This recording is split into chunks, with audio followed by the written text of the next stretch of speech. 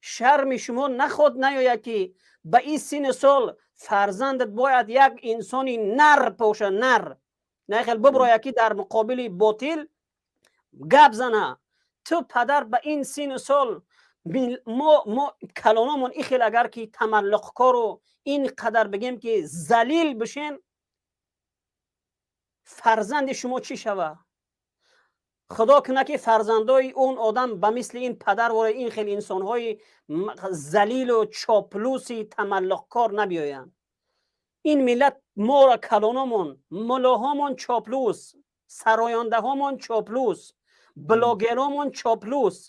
بچه نمیدونم کی را دیگه بگم، یک عده مردم ماندگی هست که اون هم انگوش شمار و خدا را شکر که توسط این برنامه ها مردم فهمانده هستند که ای مردم این تملق کاری و چاپلوسی بیماری ای